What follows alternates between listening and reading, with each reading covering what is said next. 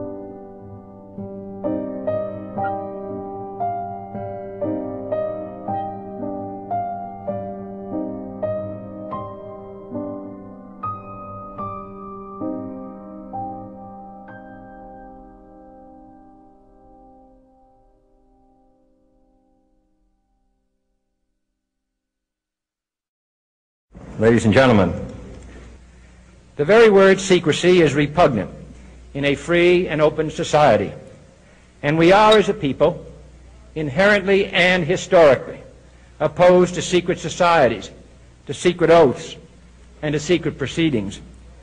We decided long ago that the dangers of excessive and unwarranted concealment of pertinent facts far outweighed the dangers which are cited to justify it.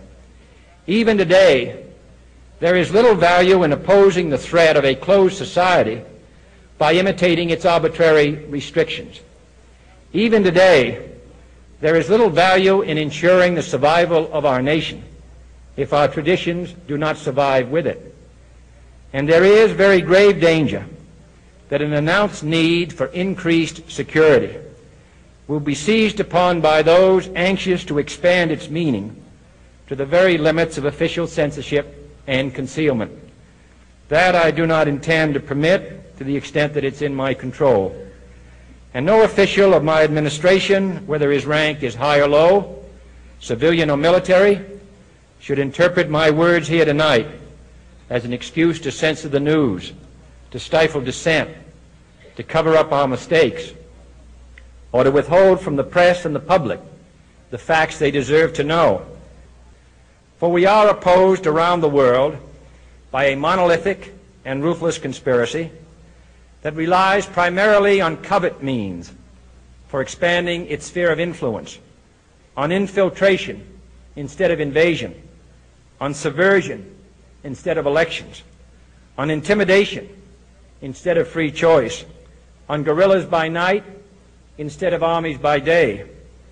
It is a system which has conscripted vast human and material resources into the building of a tightly knit, highly efficient machine that combines military, diplomatic, intelligence, economic, scientific, and political operations.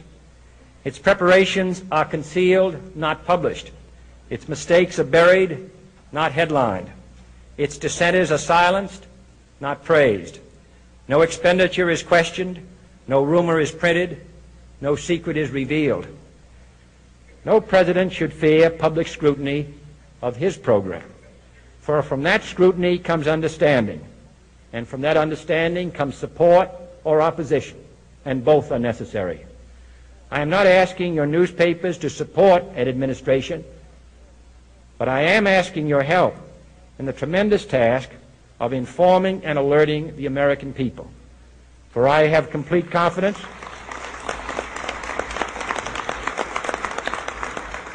in the response and dedication of our citizens whenever they are fully informed.